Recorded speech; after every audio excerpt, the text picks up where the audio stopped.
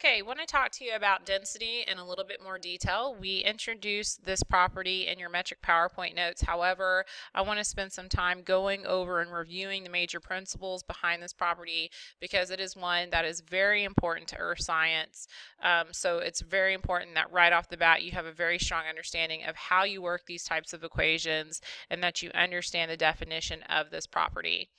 I want to start off with a quick review of different states of matter because you need to have a strong understanding of that to understand how density impacts different substances. So when we talk about states of matter, we have three distinct types. We have a solid, a liquid, and or a gas. When we refer to density in relationship to these distinctive states of matter, we tend to agree that solids are the most dense because of the way that the particles are arranged in solid substances. So if I was to look at how a solid substance arranges its particles compared to how a liquid and a gas has its particles arranged, a solid is going to have particles that are very close together. So basically it just has a lot of stuff within a small space, where my liquids are more fluid-like, so they're farther and fewer in between, and my gases are really far and few in between. So as I work my way through my states of matter, I go through having a lot of stuff in a very dense substance to not so much. Okay, and this is going to play a huge impact on density. The next thing that I want to talk to you about is the density triangle. Again, we introduced this in your metric PowerPoint notes. The density triangle is so beneficial for you when you are doing density type problems. The density triangle is set up as follows. It never changes. Density is always in your lower left-hand corner, mass is across the top, and volume is in the lower right-hand corner. The reason that I like for you to use this density triangle is because sometimes you'll run into a density problem where instead of it just asking for density, it will also ask for you to solve for mass and or volume. So you need to know how this density triangle works. So, starting with the basic foundation of it, density itself, you would write D equals, D standing for density. If I looked at my density triangle, if I covered up the D, that would just leave my M for mass and V for volume behind. You can see in the density triangle, if you cover up the D, that the mass is on the top and the volume is on the bottom, and that's exactly how we would write that as an equation. So density equals mass divided by volume. If I wanted to find the formula for mass, I would start with my M. If I covered up the M with my hand in the density triangle, that would leave my density and my volume letters behind. If you notice here, they are side by side. So because they are side by side, that means that in this instance, we're actually going to multiply density times volume. The last option that I have is to find volume. If I look at my density triangle and I cover up the V with my hand, then that leaves behind M for mass and D for density. And here again, mass is on top of density, so that's exactly how I would write it. V equals M over D. So really important that you guys understand these different equations and how to extract those from this one simple triangle over here to the left. When you are finding the answers to these types of problems, it is so important that you also include units of measurement. So anytime that I'm finding the density of an object, I will always write my units of measurement as grams per centimeter cubed. If I'm finding the mass, I'm going to use grams, and if I'm finding the volume, I'm going to use centimeters cubed.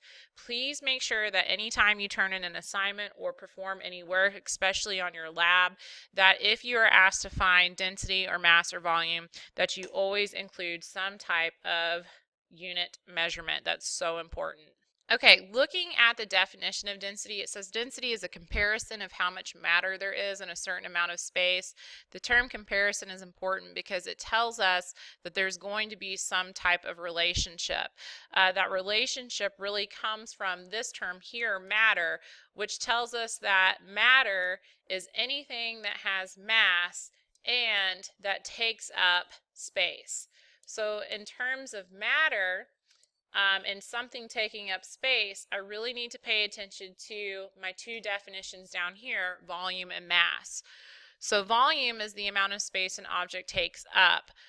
We talked about the formula for finding volume of a regular shaped solid like a shoebox. When you have something that has definite edges or sides that you can use a meter stick for to find easy measurements, you would use this formula, and that formula is volume equals length times width times height. So just the same exact equation that you would use for finding volume in your math classes. If you have something called an irregular shaped solid, which we reviewed again in that metric PowerPoint last class period, that is when you would use what we refer to as water displacement.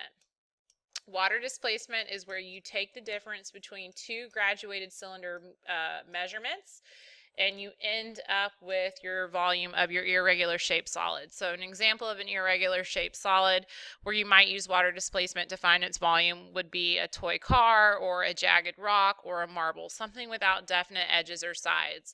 If you need to go back to your metric PowerPoint notes and review the process for water displacement or some of the practice problems that we did together in class, please do so, because it is so important that you still understand how it is that water displacement works and how you find the actual volume from that process. Mass is the amount of matter or stuff in an object, so we'll refer to mass as stuff. The more stuff in a space, the higher the density. And what's really important to understand is that when I refer to stuff, I need to make sure that I get this principle in addition to what's already on here. The same stuff, okay, or mass in a bigger space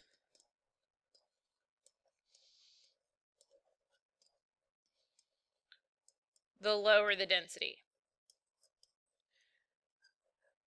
And we're going to see some examples of this here in about 2 seconds. So please make sure that you go back and you review these things, especially how to find the volume of an object. Make sure that you know your definition for mass. Make sure you know your 3 states of matter, and make sure that you understand these 2 principles here. Okay, moving on. It says, which one is more dense? Demonstration, people in a square. Which square is more dense? So let's pretend that this is one tile on my classroom floor. Notice that over here, I also have a tile that we're going to pretend is on my classroom floor. If I asked my students to stand up and I grabbed 5 students and said, can you please all stand together in this one tile, this might be what it looks like. If I ask the whole class to stand up and to try to fit into one tile, then this is what it might look like. So basically, when I'm looking at density, the more stuff that I have in a smaller space, the higher the density. The less stuff that I have within a space, typically the lower density. If I look at this square here, I can see that my particles are arranged very closely together, almost as if they're trying to move to a solid state. So what I would refer to this is that my particles are very compacted. And when I have a lot of compaction going on, then I know that I'm working towards, or I'm very close to, being solid. So again, if you think back to the very first slide here, we said that solids tend to have the highest density. So when I'm looking and comparing and contrasting these 2 pictures, obviously this one here, because it has more stuff and because its particles are more compacted, it has a much higher density than the 5 students standing in one tile, because they have more space to spread out. They're not as compacted. So this over here is low density. All right, another example of this, it says which one here is more dense. So now I have a smaller tile, and let's say that over here on the right hand side, this is my entire classroom. And I ask 5 students to stand up and stand in that one tile. And then I kick everybody else out of class and I only leave 5 students in my classroom. You can see the difference of how much room the 5 students in my classroom have versus if I try to make 5 students stand in one tile square in my classroom. So the smaller the tile, even though it has the same amount of stuff as what's going on in my classroom, again, it's more compacted. So I'm getting closer to that solid state of matter. When you have a solid state of matter, it tends to have a higher density. So in this example, this square over here has your higher density, and this one over here, because it's less compacted, has your lower density. Okay.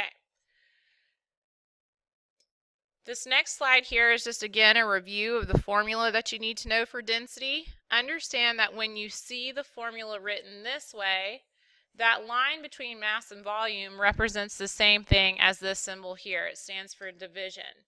Okay, so density equals mass divided by volume. And then just another reminder that your units for density are grams per centimeter cubed. This last bullet says, why are these units here for density? Well, when I'm finding density, again, I'm showing the comparison or the relationship between mass and volume.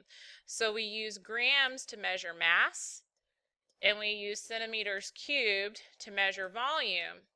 And so since density shows the relationship between both of these, then I have to write my findings or my final answer with a unit of measurement in grams per centimeters cubed. So that's really important that you know how to read this. That would be read as grams per centimeter cubed. And the cubed comes from the fact that when we're finding volume, we're taking the measurement from 3 distinct sides. Okay. Moving on, let's try a density or problem or two together. It says Frank has a paper clip. It has a mass of 9 grams and a volume of 3 centimeters squared. What is the density? So when you're doing density problems, it's always beneficial to show your work. I expect you to start out with the equations so that you can very easily plug in the numbers. So density equals mass over volume. So then D equals, my mass here we said was 9 grams. My volume is 3 centimeters cubed. So then density equals 9 divided by 3 is 3. And then just as we reviewed, I have to include my units, and that's grams per centimeter cubed. The next example, Frank also has an eraser. It has a mass of 3 grams. And a volume of 1 centimeter cubed. What is its density? So again, I'm solving for D. So D equals M over V. D equals, my mass here was 3 grams. My volume was 1 centimeter cubed. So anything divided by 1 is itself. So then this is 3 grams per centimeter cubed. 2 more examples. Jack has a rock. The rock has a mass of 6 grams and a volume of 3 centimeters cubed. What is the density of the rock? So again, D equals mass divided by volume. Density equals 6 grams divided by 3 centimeters cubed. So 6 divided by 3 is 2. So my density is 2 grams per centimeter cubed. Last example, Jill has a gel pen. The gel pen has a mass of 8 grams and a volume of 2 centimeters cubed. What is the density of the rock? So density equals mass divided by volume. Density equals 8 grams. My volume is 2 centimeters cubed. So 8 divided by 2, density equals 4 grams per centimeter cubed. Okay, these 2 examples, it's asking you to try on your own. So what I'd like for you to do right now is go ahead and pause this video. Try to solve these problems on your own. Use the examples that I've already shown you. Once you think you've gotten your correct answer, then I'd like for you to go ahead and hit play and compare your answers to what I am going to show you. Now that you have paused and you are ready to review, let's go ahead and go through this pretty quick. So it says Alicia has a watch. It has a mass of 4 grams. It has a volume of 2 centimeters cubed. What is the density? So density equals mass divided by volume. Density equals 4 grams divided by 2 centimeters cubed. So density then would equal 2 grams per centimeter cubed. Mia has a wallet. It has a mass of 15 grams It has a volume of 5 centimeters cubed. What is the density of the wallet?